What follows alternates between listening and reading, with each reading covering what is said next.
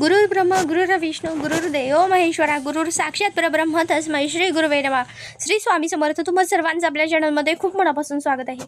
चला तर आज गुरुपौर्णिमेचा सुरुवात झालेली आहे आणि सकाळची सुरुवात ही माझी उंबरठ्याच्या पूजनाने सुरुवात झाली।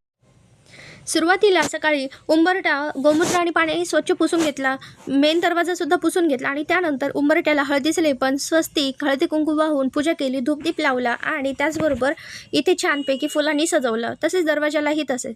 इथे महाराजांच्या माझ्याकडे अधिष्ठानचा फोटो आहे जो केंद्रामध्ये असतो आपला खास करून, तो फोटो मी स्वच्छ पुसून घेतला। इथे महाराजांच्या अभिषेकासाठी मी इथे हळदीचं लेपन घेतलं आहे, त्याचबरोबर स्वच्छ पाणी घेतलं आहे, इथे चंदनाचं लेपन घेतलं आहे, इथे गुलाबजल त्याचबरोबर अष्टगंध एकत्र केलं आहे आणि हे जे बॉटलमध्ये दिसतंय ना ते नर्मदेचं पाणी आहे। नर्मदा नदीकडे आम्ही गेलो होतो, तिथे तुम्हाला एक व्लॉग शेअर करेन मी, ते पाणी आहे। आता इथे तांबड्यामध्ये मी सर्वात प्रथम महाराजांच्या सेवेसाठी इथे तांबड्यामध्ये फुलं ठेवली, त्यानंतर महाराजांना ठेवलं पहिल्यांदा पाण्याने, नंतर गंगाजलाने, पुन्हा पाण्याने, पुन्हा हळदीच्या लेपनाने, नंतर पण पाण्याने, पुन्हा बघा चंदनाच्या लेपनाने, पुन्हा पाण्याने आणि पुन्हा आपलं जे हे असतं ना गुलाबजल पाणी वगैरे, ते गुलाबजल पाण्याने मी महाराजांना आंघोळ घातली आहे बघा, म्हणजे अभिषेक केला। आणि अभिषेक करताना संपूर्णपणे श्री स्वामी समर्थ श्री स्वामी समर्थ त्याचबरोबर श्री सूक्त पुरुष सूक्त हे वाचन केलं आहे। आता ह्यानंतर बघा ना, आता आपण महाराजांना जेव्हा आंघोळ घालतो ना तेव्हा असं वाटतं ना साक्षात महाराज आपल्यासमोर आहेत आणि असं वाटतं छोटंसं बाळ म्हणजे महाराज आपल्यासमोर आहे आणि त्यांना आपल्या पद्धतीने कशी आंघोळ घालावी, काय काय सोहळं करावं, हे खूप आनंद होत असतो। आजचा दिवसच तेवढा महत्त्वाचा आहे। आता स्वामींचं नाम जप करीत आपण जेव्हा करतो ना त्यात तर खूप आनंद आहे बघा। ह्या दिवसाची मी एवढी आतुरतेने वाट बघत होते, कारण की हा दिवस खूप महत्त्वाचा असतो महिलांनो, कारण आपल्या घरात सुखशांती सगळं व्यवस्थित चालेल ना, फक्त याची शाश्वती फक्त महाराजांपुढेच मी देऊ शकते। आपल्या घरात स्वामी महाराजच हे करू शकतात। यानंतर आता बघा महाराजांना आहे ना मला भरपूर काही तयारी करायची होती, पण मला महाराजांचा मुकुट आणायला वेळ नाही भेटला, याच्या बाबांना उशीर होतो म्हणून। आता त्यानंतर मी काय केलं की महाराजांसाठी दुसरं काही नैवेद्य खास केले नव्हता। आता हे जे तीर्थ आहे ना ते खूप महत्त्वाचं आहे, ते अमृतासमान आहे। इथे महाराजांचं आहे ना छान सजवून घेतलं बघा। सजवल्यानंतर महाराजांना इथे आसनाधीन केलं म्हणजे त्यांना सगळी फुलांचीच गादी हातरली आणि त्या गादीवर मग महाराजांना स्थापन केलं। महाराजांना आपण अत्तर लावतो बघा, ते अत्तर माझ्याकडून इथे राहून गेलं होतं, मग मी फुलं ठेवले आणि मग त्यानंतर महाराजांना अत्तर वगैरे लावलं, हार घातला। अष्टगंध म्हणजे अष्टगंध म्हणण्यापेक्षा आहे ना अष्टगंध होता, केशरयुक्त अष्टगंध एक होता, त्याचबरोबर चंदनगंध होता आणि थोडीशी हळद, हे सगळं एकत्र करून मी आज देवांना गंध लावला। खूप सुंदर आणि प्रसन्न वातावरण वाटत होतं, तुम्ही एकदा बघा। तर यानंतर आहे ना महाराजांना ठेवण्यात आलं। महाराजांना ठेवल्यानंतर आपल्या म्हणजे महाराजांचं बघा आपल्याला जसं लोड असतो ना तसं माझ्या हस्बंडने आहोंनी आमच्या ना तो शेगाववरून आणलं होतं, ते ठेवलं महाराजांना टेकण्यासाठी आणि पुढे हार घातला। नंतर मग फुलं वगैरे ठेवले। माझ्या घरात जर दत्तांची मूर्ती आहे ती ठेवली, दत्तांचा फोटो आहे। खरं तर काय झालं होतं, माझा मुलगा जेव्हा लहान होता ना तेव्हा मी गाणगापूरला गेलो होतो आणि तो रडायला लागला की जो आपण प्रसादाच्या फोटोतला फोटो असतो ना ते तो माझे दत्त आहेत, मग तो आम्ही लॅमिनेशन केलं आणि आमच्या घरात ठेवलं, कारण की त्याचा हट्ट होता, तो हट्ट तर पुरवायलाच पाहिजे। भक्ती ही कशाही प्रकारात असते, त्यात काय विशेष नाही। आज जर तुम्ही केंद्रात जाणार असेल ना तर नक्की केंद्रात जाऊन बघा। आज पूर्णपणे म्हणजे केंद्राने एवढं छान सजवलेलं असेल ना, एवढं कष्ट घेतात ते म्हणजे सेवेकरीना, एवढं म्हणजे एवढं आतुरतेने एवढं छान वाटतं ना की मला तसंच पद्धतीने मला थोडंफार तरी सजवायचं होतं माझ्या परीने। महाराजांना जेवढं होईल तेवढं, महाराज मी काही खूप मोठी सेवेकरी नाही आहे, पण माझ्याकडून जेवढं होईल ना माझ्याकडून तुमची ती सेवा मान्य म्हणजे तुम्ही मान्य करा खरंच, कारण छोटी का होईना मी करते माझ्या पद्धतीने आणि खरंच महाराज मान्य करतात, कारण की कसं असतं माहिती, महाराज आपल्या सोबत असताना खूप महत्त्वाचं असतं। आता जे नवीन सेवेकरी असतात त्यांच्यासाठी तर खूपच महत्त्वाचं असतं की आपल्या घरात जो फोटो आहे ना तो सुद्धा पुसून आपण घरात ठेवायचा आहे। छानपैकी महाराजांचं तीर्थ आपल्याला हातात घ्यायचं आहे। आणि आज मी इथे हे पण घेतले म्हणजे पण ते पुढे तुम्हाला कळेलच पुढे काय काय केलं आहे ते। मी जास्त काही सोहळा वगैरे केला नाही, एकदम साधी पूजा केली, पण हो माझ्या मनाला खूप आनंद देऊन जातो। आणि जसं आपण देवघरात येतो ना तर म्हणजे म्हणतात ना सुख शांती समाधान आणि एकाग्र चिंता पूर्णपणे टेन्शन मुक्त होतं, हे माझं खूप महत्त्वाचं स्थान आहे। स्वामींच्या सेवेना आता इथे बघा स्वामींचं नाम जप हा चालूच असतो, त्याचबरोबर इथे स्वामींची सगळ्यात म्हणजे महाराजांच्या 11 माळी जप हा घेतला. पण सॉरी हा दुसऱ्या मोबाईलमध्ये व्हिडिओ एडिट झाला आणि मग मला याच्यावर टाकण्याचं आठवण नाही राहिली. फक्त इथे जे काही आहे ती सेवा केलेली तुमच्यासोबत शेअर केली आहे. पण खरं सांगते हा दिवस खूप महत्त्वाचा असतो का ज्या दिवशी आपण महाराजांना आपलं गुरुपद घ्या असं म्हणतो, आपलं गुरुपद देतो. कारण की आपण कोणीच नसतो, केंद्रात असो किंवा घरी असतो, आपल्याकडून स्वामींची सेवा घडणं, स्वामी आपलं गुरुपद घेणं हे म्हणजे फक्त महाराजांवर अवलंबून असतं. आता इथे काय झालं होतं, माझ्याकडून अत्तर लावायचं राहिलं होतं, फुलं काढली, पुन्हा महाराजांना अत्तर लावलं दोन्ही बाजूंनी आणि पुन्हा फुलं ठेवून दिली. आमच्या केंद्रामध्ये ना तुम्हाला एक सांगते, आजपर्यंत म्हणजे 7 दिवस होतील असं बघा 33 लक्ष जप हा कंटिन्यू 7 दिवसापासून म्हणजे 23 जुलैपासून सुरू करण्यात आलेला होता. आणि आज तो 29 तारखेला आज संध्याकाळी आज शेवटचा जप राहणार आहे. आणि किती संख्येने लोक येतात ना, तुम्हाला मी एखाद्या दिवशी व्हिडिओ नक्की शेअर करेन.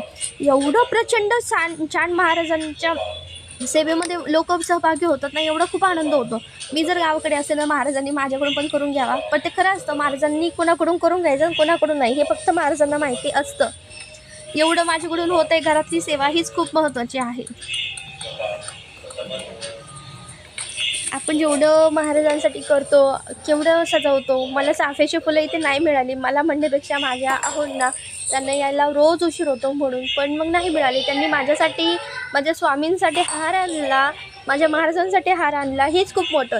कारण की माझ्यासाठी बाकीच्यांसारखा गजरा आणण्यापेक्षा ना माझ्या स्वामींसाठी हार आणताना तेच खूप आवडलं मला. कारण की काय असतं ना, महाराजांसाठी हार आणलं पहिल्यांदा माझ्या आयुष्यात अशी गोष्ट घडली आणि ती खूप आनंददायी आहे. कारण आहोंना किती सांगितलं तरी त्यांच्या घाईच्या गडबडीत ते तर आणतच नाही. पण मग काय होतं ना, अशा वेळेस त्यांनी आणला. त्याचबरोबर तूपसुद्धा आणलं. माझं घरातलं तूपसुद्धा संपलेलं होतं आणि खूप खूप छान वाटलं. सध्या पाऊस तर थांबलेला आहे, पण घरातलं वातावरण एवढं सुंदर होतं ना, एवढं सुंदर आहे ना, एकदम छान. देव करो दिवसभर असाच राहावं, संध्याकाळपर्यंत पाऊसच येऊ नये. माझ्याकडं पादुका आहेत स्वामी महाराजांच्या, मी केंद्रातनं घेतलेल्या आहेत. त्या पादुका आज गुरुपौर्णिमेच्या निमित्ताने त्याला 3 वर्ष कंप्लीट झाले. आकुर्डी केंद्रातनं घेतल्या होत्या मी. त्या 1150ला मिळाल्या असेल त्यावेळेस मला त्या. आणि त्या पादुका मी असं गुरुपौर्णिमा असेल, गुरुवार, पौर्णिमा अशा विशेष तिथं मी त्याचं पूजन करते. आता रोज तर त्या तिथे असतातच.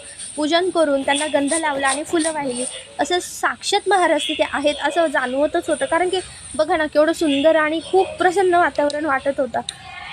हे सगळं माझ्यासाठी खूप छान आहे. यातल्या यात महत्त्वाचा भाग म्हणजे काय, जशी सेवा मला जास्त आवडते ना, स्वामी चरित्र सारामृत हे खूप आवडतं. महाराजांचं पूर्णपणे ना पूर्ण कथा आहेत, त्याच्यात पूर्ण लीला वर्णन आहेत. पण त्या वाचताना ना मला असं वाटतं माझ्यासोबतच घडते का असं सारखं वाटत असतं. तर त्याचबरोबर मला महाराजांच्या सोबत हे धूप ओवाळायला पण खूप आवडतं. ही एक महत्त्वाची म्हणजे ही एक आवडती गोष्ट आहे. आणि तिसरी गोष्ट आहे पादुकांचं पूजन. आणि चौथी गोष्ट आहे की माझ्याकडून स्वामींची रांगोळी एवढी सुंदर म्हणजे काढण्याचं वेळ लागतं ना मला. तुम्ही पुढे बघतालच रांगोळी कशी काढलेली असते मी. आणि हो, मला म्हणजे मन खूप रमतं. ते म्हणतात ना महाराज करून घेत असतीलही, पण ह्या गोष्टी तर महाराजांसाठी मला करायला खूप आवडतात. महाराज माझ्याकडून आज कोणत्याही प्रकारचं साधं जेवण आहे, कोणतंही पाचपक्वान्न नाही आहे, पण तर तुम्ही प्लीज गोड वाढून घ्या. आता इथे ना मी स्वामींच्या सेवेला बसले. बघा, स्वामी चरित्र वाचन करायचं होतं म्हणून वाचन माझं सकाळी रोज 8:30ला होत असतं. पण आज आहे ना जरा वेळ झाला आहे बरं का, त्यामुळे आज जरा 9, 9:30 वाजले असतील. तर 9, 9:15 वाजले असेल. तर तो यावेळेस वाचून घेतलं आणि वाचायला काही नाही, 2 तास भरपूर होत.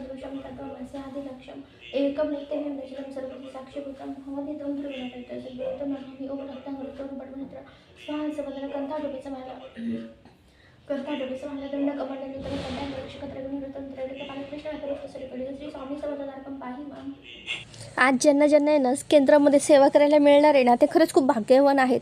मी तर घरी आहे, माझ्याकडून महाराज सेवा करून घेतात, तरी पण मी स्वतःला खूप भाग्यवान समजते. कारण की महाराजांचा हात डोक्यावर आहे. घरात जरा अंधार वाटत असेल, घरात म्हणजे बाहेर खूप गार वारं चालू आहे, म्हणून मी दरवाजा बंद केला आणि लाईट लावला होता. सकाळची पूजा आहे, पण जरा म्हणजे छान जास्त गारवा जाणवलं का मग खूप थंडी वाजून येते आणि वाचण्याकडे लक्ष लागत नाही. आता सगळ्यात महत्त्वाचं एक गोष्ट सांगायची आहे मला. इथे स्वामी चरित्र वाचून होत असताना वाचून झालं आणि नेमकंच मला दिसलं की 10:15 वाजून 5 मिनटं झाले आणि नैवेद्याची तयारी केली. नैवेद्य बघा 10:30 वाजलेले आहेत. आपल्याला नैवेद्याची तयारी करायची. लगेच महाराजांसाठी नैवेद्य आणला. गोड पोळी बनवली होती मुलासाठी, तिळाची आणि खसखस आणि साखर मिक्स करून गूळ संपलेला होता. इथे पावभाजी होती आणि मी महाराजांना नैवेद्य दाखवून घेतला पटकन. आता आरती करायची. या आरतीला महाराजांना रोज कोण कोण नैवेद्य दाखवतो मला कमेंटमध्ये सांगा नक्की, कारण की आपण जे काही खातो ना ते महाराजांना दाखवायलाच पाहिजे.